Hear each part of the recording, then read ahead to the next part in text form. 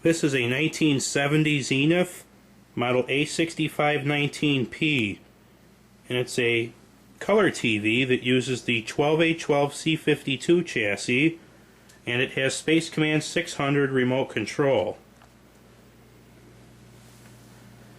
Take a look at the control panel here. This is the baseline Space Command 600 console for 1970.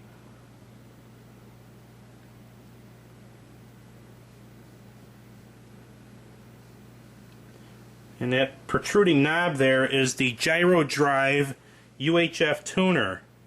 And if we open the door here, you can see the UHF indicator. This is just on a flywheel.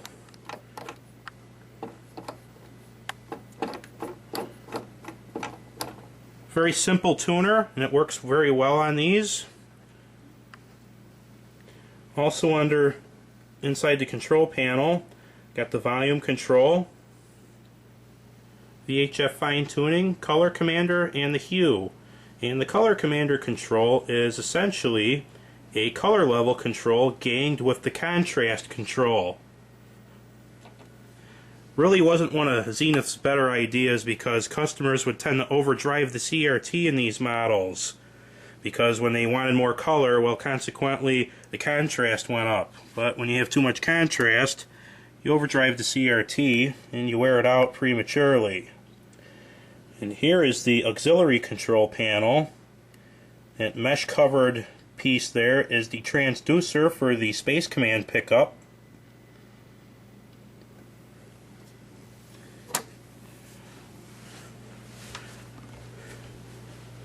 Take a look at the back. Common to Zeniths before 1973 would be a gray painted back cover like this one here. However, make note of the tube cap on this model. Starting in 1970, Zenith started using this conical shaped tube cap. Previous rectangular models had more of a diamond shaped tube cap. But you'll still see this wording on most all Zenith color TVs made before 1974. And we'll take a look at the inside of the TV just a minute here. Here's a tag they used. This one's a little faded. It said the best TV deserves the best antenna.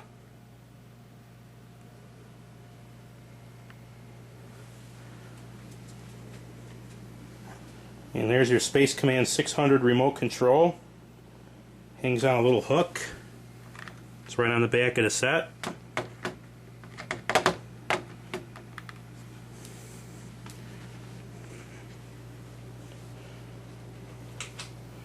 We'll take the back off. We'll take a look at the inside.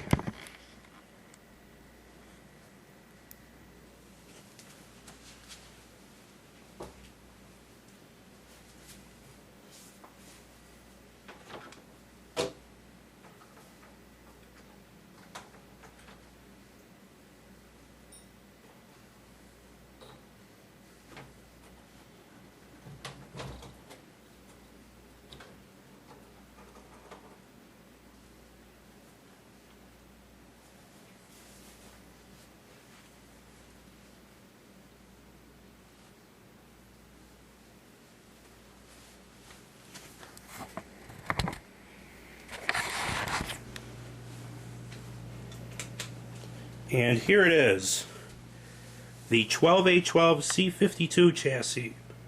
You can see we got the voltage regulator and the high voltage regulator and a damper tube. All of our tubes here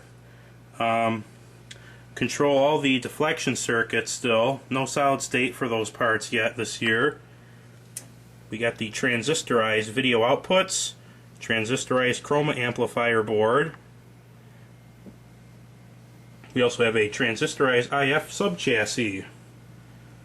We got some tubes back there, the audio output. You can see we still got a lot of tubes left in this chassis.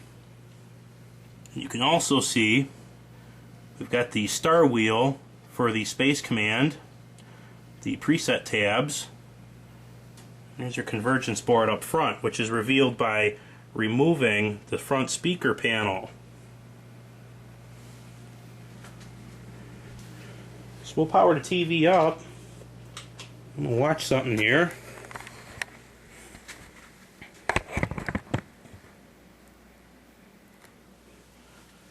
Let's attach the antenna.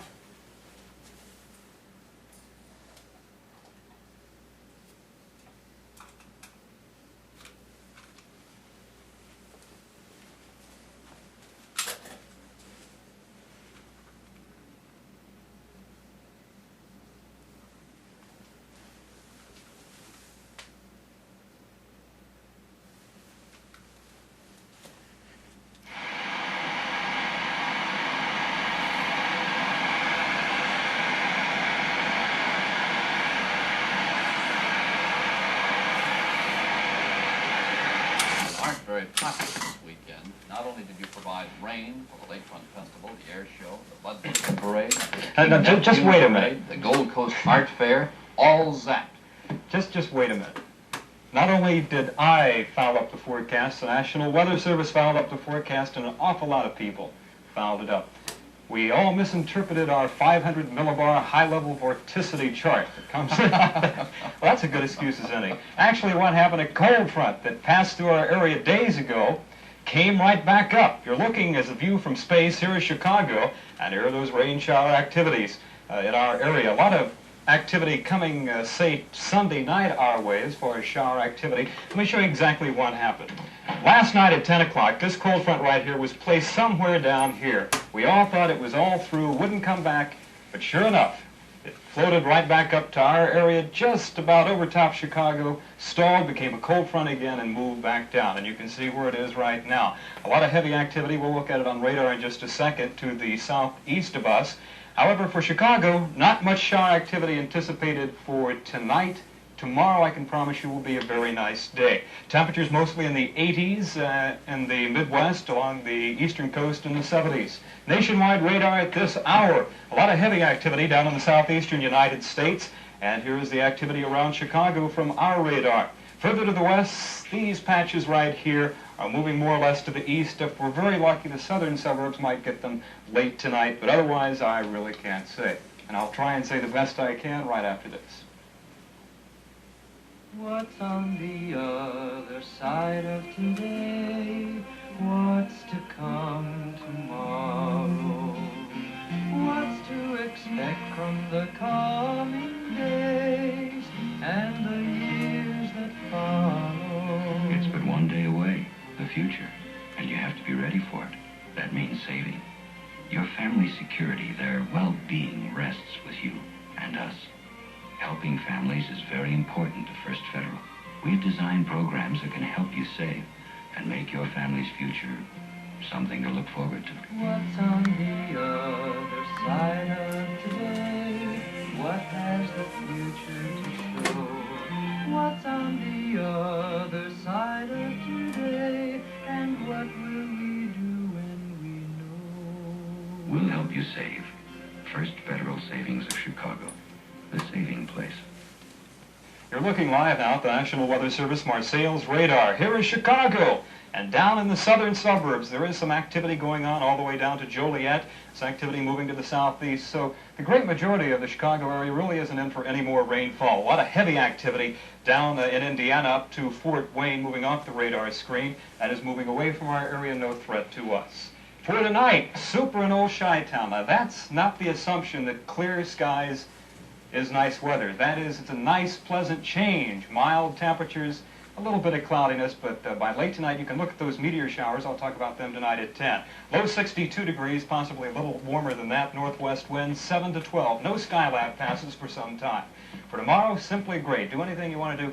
I promise you, that's not a guarantee. I promise you that you can go out on your picnics and do anything you want to do without any rain falling on you, and a high of 97 degrees. And that is the best job I can do in forecasting. It may change by 10, but I doubt it. Well, let's hope your upper stratosphere gizmo doobly witch is working for tonight. I had to come up with some excuse. Tonight, Action 7's Frank Matthey revives some spirits dampened by Salt Creek, and he stops to look a gift horse in the mouth.